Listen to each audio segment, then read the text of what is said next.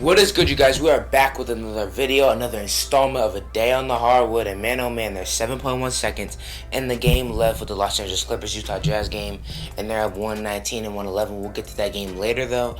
We had two really good games. It didn't look like the first game was gonna be good, but Doc Rivers, Philadelphia 76ers. We're about to talk about it. Let's get into it. So at the beginning of the game, the Hawks just weren't shooting well. Bogdanovich got out to a terrible start. Trae Young wasn't shooting great. Clint Capella was getting bullied by Joel Embiid in the first quarter. He went perfect in the first quarter for 17 points, 8 for 8. Just an insane performance, man, by Joel Embiid in the first quarter. And it looked like he was going out for a 40 ball. And it looked like the Sixers were about to be dominant. Ben Simmons was doing good on the defensive end, although he wasn't scoring and struggling from free throws from the beginning. Seth Curry started off good. All those players started off good for them. Shake Milton was hitting some tough shots. It felt like everything was going their way. In the first half, everything was going them dudes' way, bro. And Seth Curry in that second half started to get going in that third quarter. 7 for 12, 36 points. Looked like a Steph Curry type stat line. And when Seth Curry scores 36 points and Embiid scores 37, you expect to win. But when you get underperformances from guys like Tobias Harris, and Tobias Harris kind of got out of it, out of all the heat because of how bad Ben Simmons played, especially from the free throw line. He kind of got out of the heat and how bad Doc Rivers coached. He kind of dodged the smoke like Joe Harris did in that game where Bruce Brown sold. But Tobias Harris didn't have a good game as well. Ben Simmons, man, it's becoming harder. It's becoming harder and harder to root for it. Not root. It's becoming harder and harder to not protect, but even like vouch for a guy like him at this point, in my opinion. Like, it's just a focus thing. 4 for 14, 4 for 15, whatever he shot. That's not his skill level. I promise you it isn't. If people think that's a skill level, y'all are sadly mistaken. That's a non-focused thing, in my opinion, bro. You have your fans on your side, bro, and you can't make more than 4 free throws out of 15 attempts, man.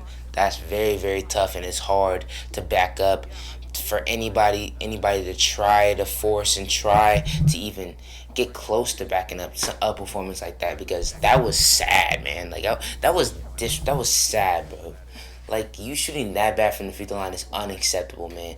You getting hackered as a basically kind of a point guard for your team, not a paint beast big man type like a Shaq or something, or a Dwight Howard. You getting hacked is unacceptable. You can't get hacked and not be a center. That's crazy.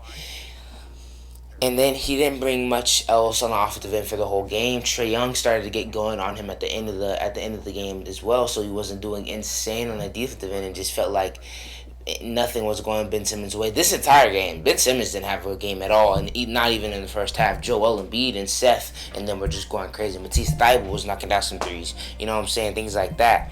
So, but yeah, Ben Simmons, another big underperformance for that man. But let's get into, I say, the biggest culprit, a little bit worse than Ben Simmons today, and that's Doc Rivers, man. Doc Rivers just trusts Dwight Howard and people like that to be in the game way longer than they have to. I think he let them cut down the league to 11 from 26 before they put their starters back in, and the momentum just shifted from there, bro. It really did. And Doc Rivers has to pull them way quicker. It feels like he always wants to keep the Hawks in the game with his rotations. His rotations kept the Hawks in this game and gave him that push at the end to win this game. But let's talk about the Hawks and what they did good. They played 2.5 bad quarters of basketball, and at the end of the third quarter, in the whole entire fourth quarter, they played really good basketball. Lou Williams was huge in the fourth quarter. 13 points in the fourth quarter was really big, especially when Trae Young and them were out, giving them a scoring boost, and then stayed in the game for the rest, instead of Bogdanovich coming in at crunch time and did decent there as well. Trae Young, always impactful in crunch time, whether it's scoring like it was today, playmaking. It's always something. It's always something with Trae Young. He's always going to be effective and impactful.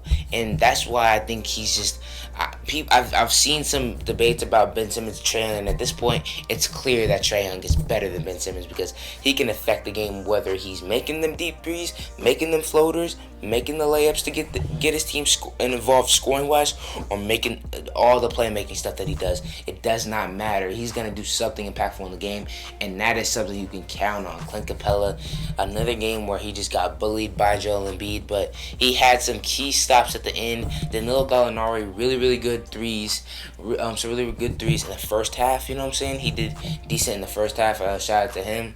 Kevin Huerter, terrible game. And players like that not hitting their threes is kind of what got them deep in that hole. But players like Lou, John Collins with some big pick and pop threes. I felt like a couple times Danilo Gallinari could have swung it to John Collins that was open in the corner in the top of the key a couple times late in that game, but decided not to and missed a couple. But they ended up winning the game. And Clint Capella just has to play with more heart and playing against Joel Embiid. It just seems like he gets bullied, bro. Like, seriously. Like, you question his manhood when he's playing against Joel Embiid. Like, he gets for real bullied sometimes. And when Danilo Gallinari was in the game in the first half, he was guarding Ben Simmons and Gallinari was guarding Embiid, and he was doing a little bit of a better job against Embiid. And at that point, that's just a mindset thing because Clint Capella has the body to at least slow down Embiid, not let him go perfect in the first quarter. Like, that can't happen, man. That really can't. But although Seth Curry is a great player, and I wish he would have not get traded from my Mavs, and Josh Richardson still would have been on the team, but I'm not expecting Seth Curry to have 36 again. I don't know if that's disrespectful or not, but he had a great game today. I'm not expecting a 30 ball again, so I think it's very accountable that the Atlanta Hawks can win this Game 6 in Atlanta. They've been playing really well there, and I feel that they'll pull this out because a loss like that, coaching issues like that, Ben Simmons free throw woes, all those mental mistakes, 2 big misses by Joel Embiid at the very end of the game, all those mistakes can really build up, and I don't think this team, I don't know, I don't want to count them out because they're just a better team than the Atlanta Hawks, but the Hawks have all the momentum, and it seems like the Sixers are in a halt right now. But I think they really have a chance to win the game, but I think the Hawks being at home, having all the momentum, Simmons' free throw rolls, then be able to really have a viable option of just fouling a valuable player on the other team, him missing and be able to cut into the league, that being a valuable option for your team to get back into a game is such a great option and sad for Ben Simmons. But if they want to force their will and just be the bigger team and their shooters are on, they can win by 15 as well. So I think Atlanta wins the Game 6 because they have all the momentum, but if it goes back to Game 7, Philly will win. But let's get to the second game, man. Los Angeles Clippers versus the Utah Jazz. And I was thinking all day, man, Paul George was going to have a good game today. I was saying in the spaces with Pierre from Through the Wire, I was saying I can see a big game from Paul George today because, like, these games like this is like what gets people off your back. And I've been a big Paul George supporter after he beat our Mavs because some people, when everybody started hating on Paul George, they went to hate on him as well. I was one of those people. I was like, dang, they really doing him wrong. I kind of want to see him succeed. But in the first round, I did not want to see him succeed because he was playing the Mavs. But now that he's playing the Jazz, and I also don't like the Utah Jazz, I've been rooting for Paul George, especially when Kawhi Leonard went out. I was super upset, and that sucks and puts an asterisk on stuff because he's such a great player. And injuries like that just makes the playoffs less accountable, less reliable, less verifiable. And legend and legacies, legendary stories and things like that. It just makes it less verifiable to talk about years and years later, and that's where there's asterisks and Mickey Mouse ring and stuff like that comes up when big injuries like a Kawhi Leonard happens. But a positive I took out of that is that Paul George can really go crazy. And although it was nothing close to the Kevin Durant performance, because the Kevin Durant performance was literally therapeutical, magical what that man did with the basketball in the game yesterday, Paul George had a huge performance. I think he had 35 points and a double-double with rebounds, man. He had 13 rebounds when I checked last, but he probably got a couple more points because it was with like 3 minutes left in the fourth quarter. Yeah, man, that dude was really good today. On the defensive end, playmaking wise, pretty good scorer. Like, man, bro, he was a really, really good player today. Reggie Jackson in that fourth quarter was going insane. They call him June Reggie or something like that. I forgot. Ian Eagles kept saying something on the broadcast. It was funny. I thought he was like kind of talking about maybe he knew flight or something, but I have no idea why I was saying that. But Reggie Jackson was going insane in the third and fourth quarter with some very, very tough shots. And when Reggie's hitting shots like that, Marcus Morris was hitting shots in the first quarter like he was, that big posterizer on Terrence Mann to really give him a lot of momentum from Rudy Gobert. Rudy Gobert, defensive player of the year, huh? We could talk about it if y'all want. Anyway, I'm just playing with y'all. I'm just playing. But let's talk about the Utah Jazz, man. I think I don't know if this is true, but them coming out to such a hot start. Bogdan Bogdanovic having freaking 7 threes in the first quarter, making 7 threes in the first quarter. Insane. I feel like it got Donovan Mitchell off rhythm because D-Mitch always exerts himself at the beginning of the game because it seems like nobody else can make the shots. But when Jordan Clarkson, Bogdanovic, Ingles were making all these threes in the first quarter, you don't wanna hamper that. You give him the ball. He only took 2 shots in the first quarter, and I feel like that kept him from getting going, and he ended up finishing 6 for 19, 21 points, and that may have halted him from really being the Donovan Mitchell that we know. But hey, man, when people are hitting threes like that, you can't really halter that. You can't stop that. Rudy Gobert was very active on the offensive boards, especially in that second quarter and third quarter, and I thought that was going to be a problem for the rest of the game, but it ended up not being.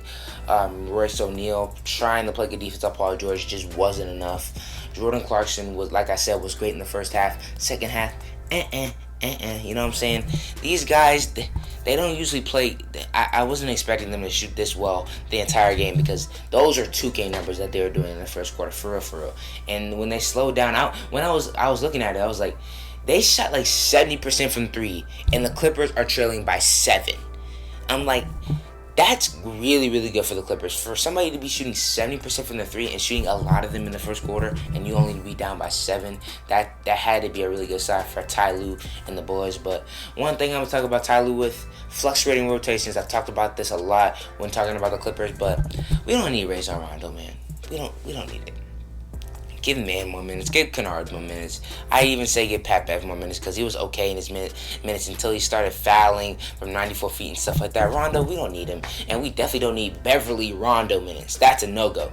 And especially if you don't have Reggie Jackson, Paul George, or Marcus Morris. They had a lineup with when the 3 type guards were Kennard, Beverly, and Rondo. And although Kennard's a shooter, Beverly and Rondo, that's a no-go, man. Can't have that. I need to see no more Rondo for the rest of the series, and I think we'll be good because, man, he's been really confident in fluctuating his rotations, and I think he may have found a groove with Kawhi being out.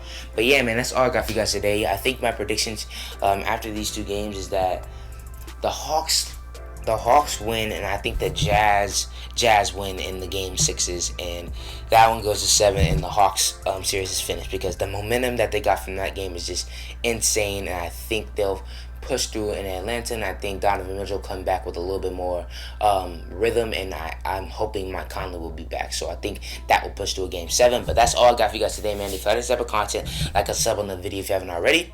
I'm posting daily, you know what I'm saying? I know y'all see the daily uploads grinding on this channel, so go ahead and sub if y'all like that. And I'll see you guys next time.